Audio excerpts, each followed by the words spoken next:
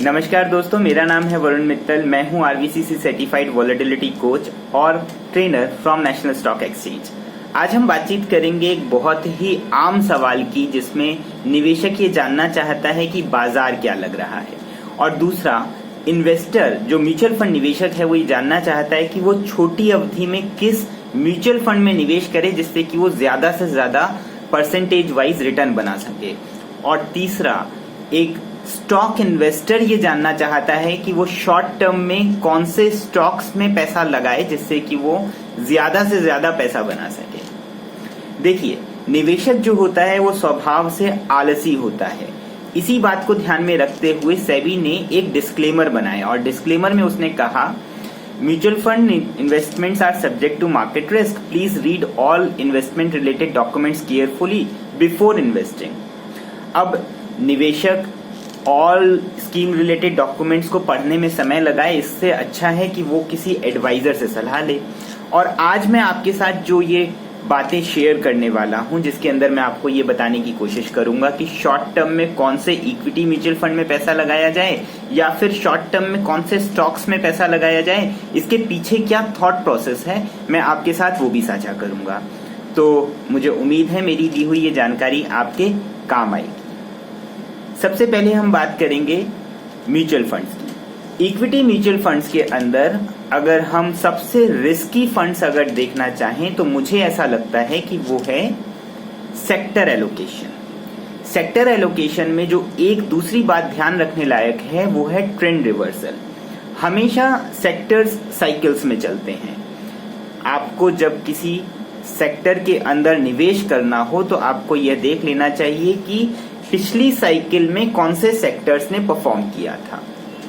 तो मैं आपकी जानकारी के लिए आपको बताऊं कि 2020-2021 में जिन सेक्टर्स ने सबसे ज्यादा परफॉर्म किया था वो हैं PhD, pharma, health care and diagnostic services, IT and telecom industries.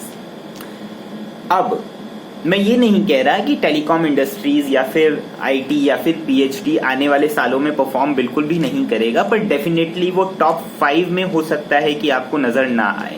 तो ऊपर के टॉप 5 में कौन रह सकते हैं अगर उनकी कोशिश करनी हो जानने की, तो मैं ऐसा मानता हूं, मेरा ऐसा मानना है कि बैंकिंग के अंदर भी पीएसयूज पर विशेष नजर रखें। पीएसयू रिलेटेड म्यूचुअल फंड्स में इन्वेस्टमेंट्स करें। बैंकिंग एंड फाइनेंशियल सर्विसेज एक अच्छा फंड हो सकता है, एक अच्छा सेक्टर हो सकता है। दूसरा, कैपिटल गुड्स एंड इंफ्रास्ट्रक्चर। इनसे संबंधित म्यूचुअल फंड्स में जिसकी एलोकेशन ज्यादा हो या फिर सेक्टर एलोकेशन ज्यादा रखना चाहें तो वो लोग इस प्रकार के म्यूचुअल फंड्स में निवेश कर सकते हैं। बिल्कुल सीधी बात करते हुए अगर मैं स्टॉक स्पेसिफिक बात करूं तो स्टॉक्स में अगर आपको ये देखना है कि कौन से स्टॉक्स में छोटी अवधि के लिए निवेश करना है, तो मेरा ऐसा मानना है कि गवर्नमेंट का प्रोस्पेक्ट जिस स्टॉक में, जिस सेक्टर में सबसे ज्यादा होता है, गवर्नमेंट जहां पर सबसे ज्यादा फोकस कर रही हो, एक स्टॉक इन्वेस्टर को, ध्यान रखिए मैं स्टॉक इन्वेस्टर की बात कर रहा हूं, ट्रेडर की बात नहीं कर रहा हूं, एक स्टॉक इन्वेस्टर को उन सेक्टर्स पर या फिर उन जगहों पर विशेष ध्यान रखना चाहिए। और उसमें से गवर्नमेंट की एक बहुत महत्वाकांक्षी योजना है प्रधानमंत्री आवास योजना। प्रधानमंत्री आवास योजना जो 2022 में 2 करोड़ घर देने का लक्ष्य रखा था। आप कहेंगे ये तो पुरानी हो गई, तो मैं आपको बताता हूं, प्रधानमंत्री आवास योजना के साथ एक दूसरी योजना भी लॉन्च करी गई थी जिसका नाम है हर घर नल जल योजना। हर घर नल जल योजना के अंदर 2030 लक्ष्य रखा गया था इस पूरे प्रोजेक्ट को इम्प्लीमेंट करने के लिए, जो कि घटा करके 2024 कर दिया गया 2021 के अंदर। और मैं आपको बताऊं 2022 के बजट में 60,000 करोड़ रुपए का इसमें अलॉटमेंट किया गया। और अब मैं आपको ये बताना चाहता हूं कि 2023 में लगभग ये अलॉटमेंट, ये बजट डबल कर दिया जाएगा। अब अगर हम बात करें हर घर जल नल योजना की, हर घर नल जल योजना की, तो आप पाएंगे कि इसके अंदर जो काम करने वाली जो इंडस्ट्रीज हैं वो बहुत लिमिटेड हैं। अब आप बात करें पीवीसी पाइप्स की, अब आप बात करें हार्डवेयर इंडस्ट्रीज की, तो उसके अंदर गिनी चुनी कंपनीज है जिस पर आप 5 में से 7 में से 5 या फिर 3 स्टॉक्स को आइडेंटिफाई कर सकते हैं। तो मुझे उम्मीद है मेरी दी हुई ये जानकारियां आपके काम आएंगी। हालांकि मैं ये बात जानता हूं कि किसी भी सलाहकार के लिए, निवेश सलाहकार के लिए इस प्रकार की सलाह देना बहुत जोखिम का कार्य हो सकता है, बहुत जोखिम हो सकता है इस तरह की सलाह देते हुए।